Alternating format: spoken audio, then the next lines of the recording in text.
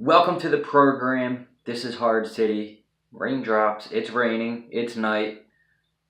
And you're going to be on the edge of your seat in trauma EDC. Oh, yeah. Exciting stuff. Important stuff. So pay attention. So this is just basically for your everyday prepared citizen. You could take this as if you're a police officer, if you're an armed security, regular security, if you're Paul Blart or whoever you are, doesn't really matter. This pretty much goes for everyone, especially people in the firearms community. I strongly believe, and I've said this before, that if you carry a firearm and you carry the power to take a life, you should 100% take the time to learn how to save a life. I mean, there's simple things. It's kind of hand in hand nowadays, I think, especially with all the like crazy active shooter stuff and all that other stuff. So anyway, this is mainly geared towards EDC, and also I want you to keep in mind I do armed security work sometimes, not all the time. It's not a full-time thing for me. I do it when the money's right, and I do it when I feel like the people I'm working with are people I can trust. So anyway, so what you'll see here is basically the kit that I take with me when I do that kind of work. It'll be close by, usually like if I'm doing something like a movie theater, which has armed guards nowadays, especially for like bigger movies. I'll just kind of keep this, right around where I'm at, like maybe behind the front desk where they're giving popcorn or something. Just, it's usually close by. And this is also always in my car. And I have a kit in there that I'll bring if I have to go hiking or something like that. So this kind of will pertain to everyone. So anyway, right out of the gate, I want you to notice on the top here, I have quick access to my favorite tourniquet, which is the cat. The one that I prefer to use on myself in a situation where just things are bad. Now, it's not the one I prefer to carry because it's too big, except for when I'm doing work where I have to wear a plate carrier or an armed bulletproof vest, which I don't have here with me because the one that I use for work I borrow, so it's not mine, so I'm not able to bring it home. When I do get my own and I set that rig up and stuff, I'll definitely show you guys along with my gun belt and everything else. So if you're interested in armed security work, I'll show you how and what I do, and we'll get into that later. But anyway, the tourniquet here is always going to stay here, and I have another one that I put in the plate carrier, which has a tourniquet holder on it. But anyway, it's actually just a bulletproof vest. It has a little pocket. But so this is just a quick thing. I have it on there at rubber bands. So if something was to go down, it's real easy just to rip off there. The Sharpie marker is already here for the timestamp. And this is your Gen 7 cat tourniquet. Be very careful about where you get these. You can get fake ones on Amazon. So if you're on Amazon, you see like a 4-pack of cat tourniquets or something like this for like 20 bucks, they're fake. This is like a $36 tourniquet, alright? So just keep that in mind. I'll put the link below. Skinny Medic, North American Rescue is where you're going to want to get your cat tourniquet. This is just the one that I prefer to use over anything else, especially on myself. I'll show you a demonstration on each one later. I do carry a few different kinds of tourniquets, and I do carry a few different ones on me, because generally if you need one tourniquet, you're probably going to need 2, maybe even 3 or 4, so you never know. Over on this side, I keep another kind of tourniquet. This is your SWAT tourniquet. This is just basically a giant rubber band. These are real good for EDC. They're small, lightweight. They don't get in the way. They're not bulky or anything, and you can pretty much put them anywhere. So you go into a concert venue or something like that, you just basically stick this thing in your back pocket, and it just doesn't hurt to have it. And it also doubles as a compression bandage. You can make a sling for this thing, although I probably wouldn't recommend making a sling out of it because it's kind of flexible. But if it's last case scenario and that's what you had, then I guess you could do it. But you could use this for a couple different things, not just a tourniquet. So this is something. Now in my EDC, I always carry like this. Like if I don't have my backpack with me, like if I can't bring it with me or whatever, then this is always going with me. And in here, I carry also another SWAT tourniquet, which is the same one as this big rubber band thing. It's just still in the wrapper. Now I leave it out of the wrapper; it doesn't hurt it or anything in my trauma kit here. Also in my backpack, I keep another kind of tourniquet. And in here, oh, actually, you know what? It's not there. It's right here. And this is my favorite tourniquet to use for EDC on myself. So, this is generally in the car, but this is always with me because it's small and lightweight. I even have one, on a belt. It's like a belt sleeve, which I'm not going to show in this video because I don't have the belt with that sleeve here. I actually left it at work, unfortunately, but I'll show you that in a different video for when I do my updated EDC. But this is your RATS tourniquet. This is a great tourniquet to have. It's not combat proven like these two here aren't combat proven, but people, you know, they work. The other two I'll show you, like the cat and the other one I'll show you are. And this is your RATS tourniquet, and this is just really simple. I'll show you how this works at the end, but it's just basically a stretchy, thin cord of rubber bandage, and it's just a real simple kind of tourniquet, very lightweight, very small, stays out of the way, and bang. So in this front pouch here, I keep just some emergency blanket, reflective blanket. Someone's going in the shock or whatever, you treated them, or you know, this is help keep them warm. Triangle bandage, you know what this is for. You know, you can make a tourniquet out of this as well. Also, in my EDC bag, I have a bandana, and I keep this in here too. You can actually use this for a tourniquet, and this also, along with a bunch of other things. So I have like multiple tourniquets, plus your belt, your shoelace, your shirt, your damn clothes if you have to. So that's it for this front flap. So usually I leave these unbuckled. By the way, this is my direct action messenger bag. I used to use it for EDC. I don't like it for EDC, so it's my new trauma bag. I love it for medical. I really do. Up top here in this clear thing, I have a 22 gauge syringe. And this is generally more towards like survival stuff in case you need to make an IV or something. I don't have any tube or anything like that, but you know, I figured this was a great start to that. I mean, you could just use the needle, and you know, you could do a couple of different things with this. So I just have a syringe in there. This is no big deal. This is just basically a boo-boo kit. This is in my car a lot of times, all the time. So if we're going camping, or even if somebody's, you know, I'm doing armed work and they bang and scrape with me, at least I have Band-Aids and just simple first aid stuff. I mean, tweezers, from tweezers to ice cold packs, and just different gauzes and pads and stuff like that. Just your basic boo-boo kit here, nothing crazy. And it just goes in there. It's out of the way. It's not, you know, in the way of anything. So up front here, you know what? Let me say that for a minute. But this is my little grab and go kit here. So this is the kit I'll take and put in my backpack. I'll take it out of there and put it in my backpack if you know, I'm going hiking or going out in the woods, or if I'm going on the truck somewhere out in the truck,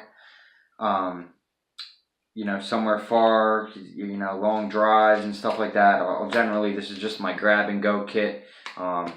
It's kind of just hacked on there right now because I want to quick with the tourniquet.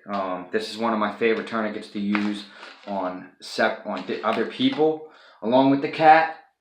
and we'll get into that in a second. But if you just take a look at this from out of the gate, it has just some trauma shears on the top, or through the molly back here.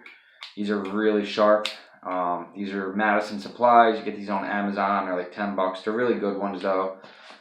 So they're black coated and stuff, so they won't rust, after time and all that crap. But this is just a real simple trauma kit in here. It's not big deal. Generally, it's I got some medical tape, gloves. Although in a trauma situation, you're really not going to use gloves. You don't really have time to put gloves on or anything like that. If you do have time, then they're there, so it doesn't hurt to have them, obviously. But and then there's some medical tape, and then more rolled up gauze in here. And on this side, there's just all kinds of different gauzes and pads and just different stuff like that. Wound packing gauze and gauze sponges and all that crap. Doesn't hurt to have a bunch of gauze to wound pack, because now I have about 5 hours of medical training from different courses around town. Actually, I have about 7.5, maybe a little bit more accurate.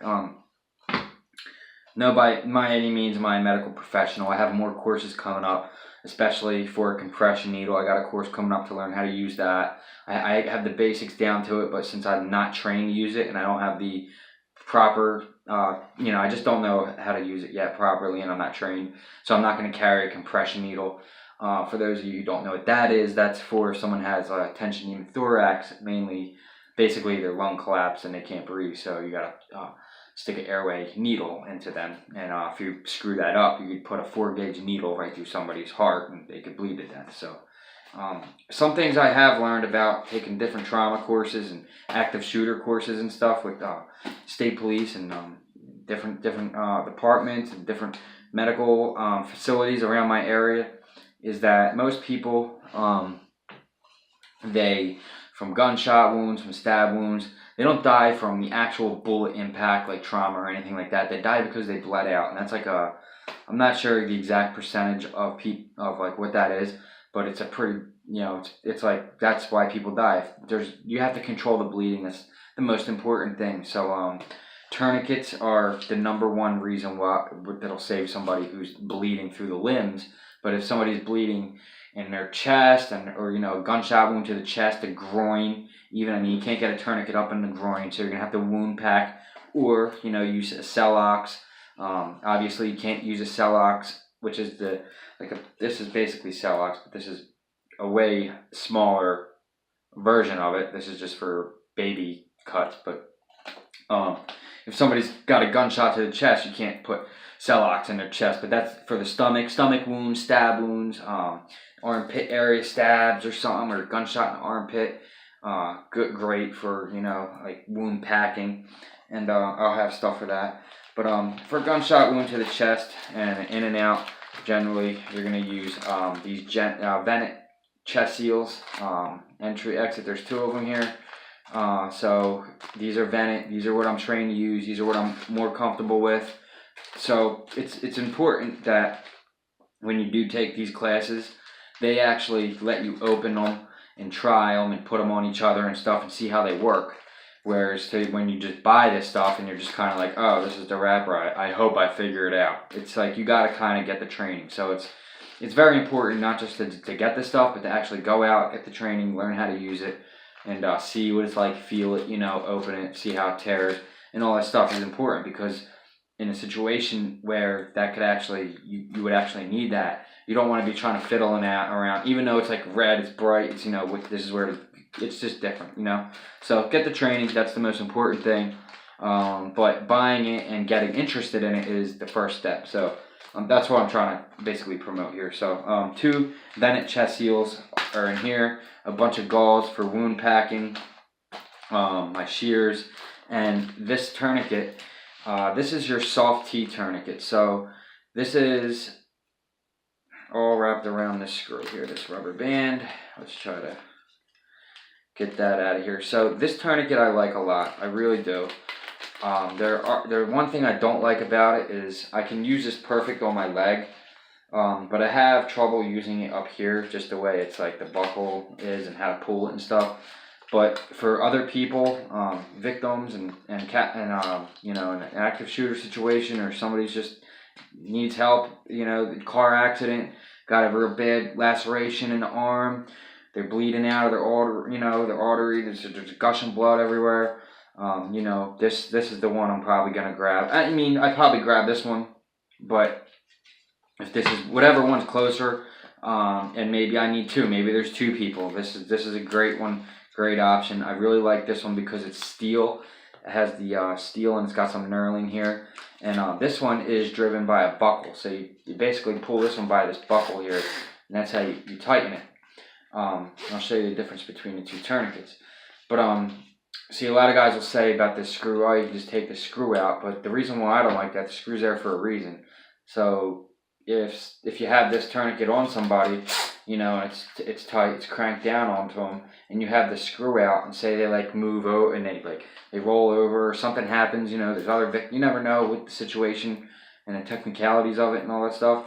So, but if that screw's not in it and it's not torqued down like it's supposed to be after you're done applying it, you have it tight and you have it cranked and you have it locked into the bars here, that will help it from, like, if they roll, this will open and the tourniquet will come loose and they'll start bleeding again. So you crank down the screw so it can't open.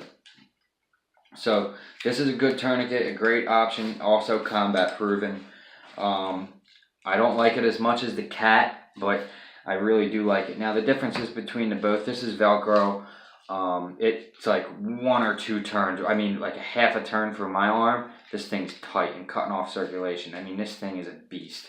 And it's Velcro, and it's just real simple through a loop. This one is steel, and it's got the buckle here, and you pull it through here. So it's a little bit different designs. They're both great. And again, this is the soft T, and this timestamp on this one is here, and the timestamp on this one is here, and then on the back you have some language about what it is. So it's pretty awesome. You can timestamp this one, whatever. You can timestamp somebody on the forehead if you have to. The Rat's tourniquet also has a timestamp. They all generally do. So these are the 4 best tourniquets I think that are out right now. I don't know if there's any other ones, but these are the 4 ones that I would not go with anything else but these 4. So that's basically it for the basic trauma stuff here. And then opening up this pouch, I have a couple more things for other stuff. So I have, pulling out here, an Israeli bandage. Another important aspect, if you have someone with a laceration, or you wound pack, you just wrap this around and it locks. Another thing is about taking them courses. You got to open this stuff up, try it. You don't want to be figuring this out in the middle of a situation like, oh, reading the directions, somebody's bleeding out, they're gonna die. You gotta have that quick instinct. I know exactly what to do. I've already done this in training, and that's why it's important. Same with this, the NRA compressed gauze. It pulls out to a ton of gauze. You can dig your finger in it and wound pack with this thing for days, and then wrap the Israeli bandage around, or some trauma dressing. This is all North American Rescue stuff, by the way. Go on Skinny Medic, you can get this stuff from him. He sells a thing called the Skinny Medic Pocket Essentials Kit. And it basically comes with these items right here, plus the gloves. So it's the Cat tourniquet, the NRA gauze, the Gen 7 Cat tourniquet, some trauma dressing, and the gloves. And that's a pretty good pocket trauma kit, and you can just throw that in your bag. It comes in a vacuum sealed bag. I obviously took it out of that and made my own thing. But, that's a great starter kit. I'll leave the link below. You can check out his website, check out his Instagram, Skinny Medic. Awesome guy. He's got tons of videos on YouTube on how to use this stuff, opening this stuff up, trying stuff, different videos, different techniques, and all that. So, and then here I just have the nasal passageway. In case somebody's can't breathe. It's number one reason why people die is they can't breathe. So, bang. This is a lot of car accident stuff I would need this in, so this is why this is important. I do want to put one of them airway things in here. I don't know how to use one yet. As soon as I learn how to use it, I will get it. And then I just have some balls. And then really that's it for this bag. Like, since this is in my car, I do have some survival items in here too. Like just a fire starter kit, backup multi-tool, whistle. Just stuff where if like shit just went to hell. And this was the bag I had. I'd probably transfer stuff into my EDC. Or maybe I would just bring my EDC bag and wrap this around with me and just have a full-blown trauma bag with me. You know, it would depend on the situation and what's going on. Or I could also just throw my tourniquet in the bag, throw this in my bag, and I'd have like fucking all these tourniquets and stuff, and I'd be good to go. Probably throw a couple other things in there, and I'd be set. So let me just show you the soft tourniquet. This thing is really cool. It's so you can already pull it a little bit tighter. I think it's this way. Yeah. All right, and then so basically, I'm gonna do it on my leg first and show you.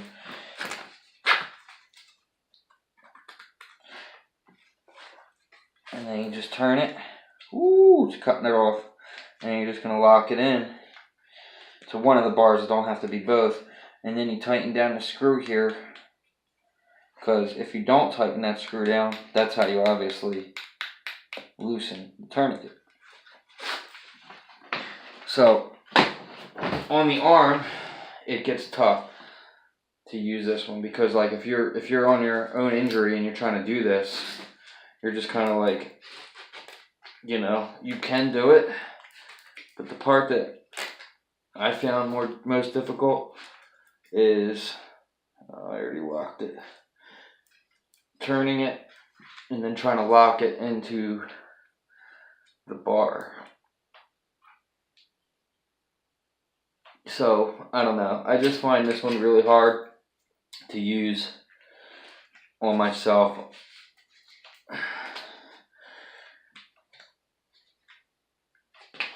And, you know, that's just the story of it. But it's not bad there, but it's still not cutting off. Well, it is, but it's just hard to lock into the thing at that point. So, this isn't the one I would grab to use on myself. Obviously, if it's all that was around, then yes, but I generally make sure that this isn't the one that's I'm gonna have access to when I'm working, or even when this is the one I would use for other people, definitely. I mean, but not before I'd have to use this one. So I do like the soft tourniquet a lot, especially for legs. That'd probably be the one I'd grab for my leg. If I had a bad leg laceration or gunshot to the leg that hit my artery and I was bleeding, then that is the one I'd probably grab for my leg. But you know, this thing is really awesome. So this is your Gen 7 cat tourniquet. Opening it up, let's just, timestamp's already out of the way, so you'll see this thing, it's real easy to use. Alright, so I'm pulling it tight here. Oh, get some Velcro.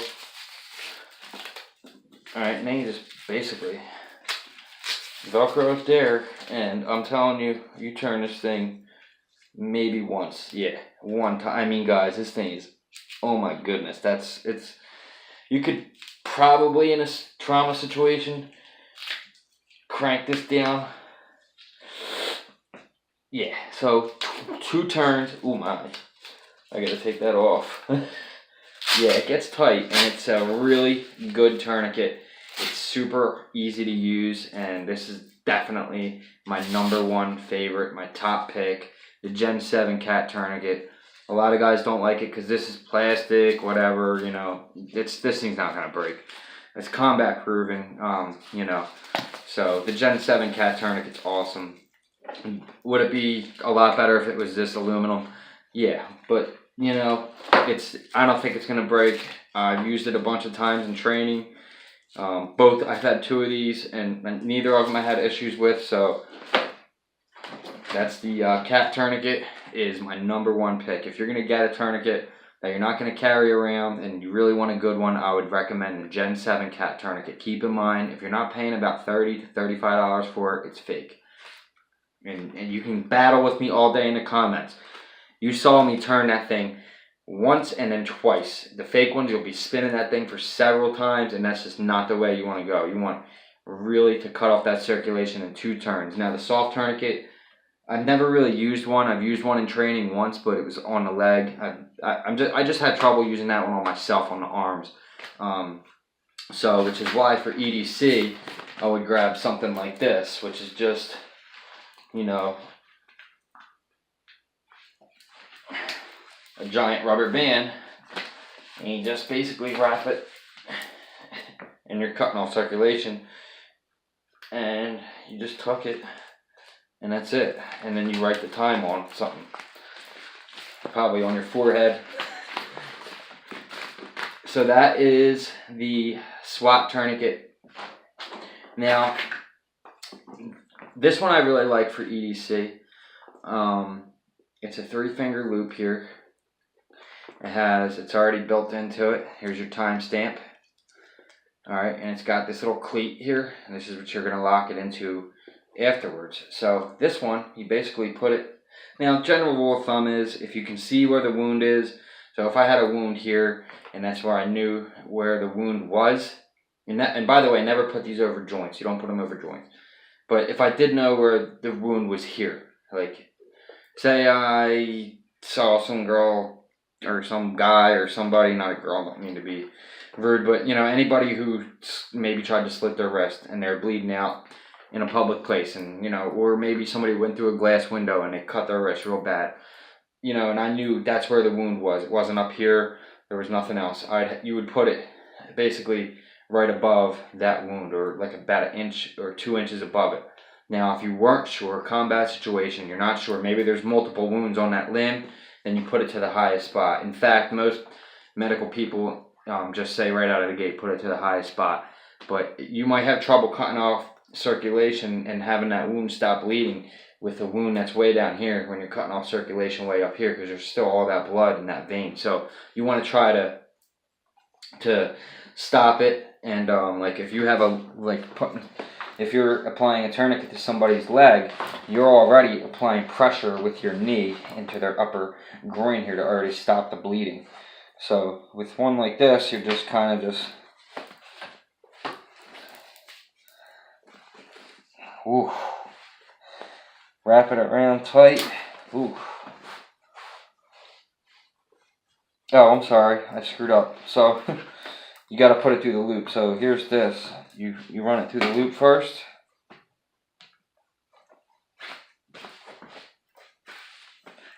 And then, oh my God. You get the idea there, but yeah, it gets really tight. And then also with this one, you could just use it on the arm.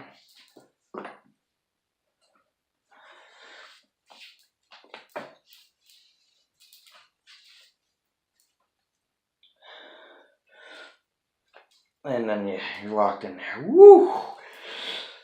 Oh my God. So this is mainly the one for EDC. I would like to grab for myself and use. I would love to be able to carry this thing around all the time for EDC, a cat. But this is definitely the one for work, for armed security work, for at work, for if I know I'm going into a hot spot, this is the one that I'm going to have close by. For everyday use, always around, always with me, always on that belt sleeve. The Rats tourniquet, you just can't really go wrong with it. And you can find these on Amazon. I do have the Amazon affiliate. I just haven't really figured out how to apply the links yet. I have figured out how to put links for other websites on my thing, so it's coming. I'm getting there. Just hold tight. Believe me, you'll be able to help out the channel and stuff, and I know everybody wants to support me, so that's awesome. I'm really thankful for all the subscribers and everything. It's really cool. But I figured I would show you guys some trauma kit and EMT stuff. I'm like obsessed with this stuff. Like, there's just something about like the whole training aspect of being a medical professional, and I was like always like blood kind of guy, but like ever since my dog got stabbed and he was killed because he bled out. Same with dogs, same with animals. I mean, you can apply this stuff to animals. I mean, a bad cut in the leg, you can use a tourniquet on a dog. I mean, why not? You know, maybe not a cat tourniquet or a swat because it won't on her skinny legs, but this definitely. So, you know, he was stabbed in his throat, so wound pack and applying pressure would have been better than nothing. I mean, nobody even applied pressure to him, so he died because he lost too much blood and he bled out. So that's just one of those things where it hits me, and that's why I do it. I know it's a dog, whatever, but he was my best friend, and you know, he if somebody just knew or had this equipment or had this training, because I wasn't there, I would have been. I even knew then to apply pressure. I would have never let my hands off his neck. I would have just never did it. There's no way. I would have never. I wouldn't care if there was blood squirting in my face through my fingers. I would have never let that dog let my hand up. But you know, it is what it is. So everybody has their own reasons. That's mine. Not to mention the fact that this world is just absolutely crazy, and you just never know. So this is basically what I have for now. I have a new pouch coming that I think I'm gonna mess around with and see if I can turn into like a pocket EDC thing. So there's some other stuff I want to play around with. So I'll do an updated video shortly, and leave comments below. I hope you guys enjoy the video. And that's it. I know this one's kind of long, but hey, it's a lot of information, a lot of good information. I hope you guys enjoy. I will have to see you next time. Peace.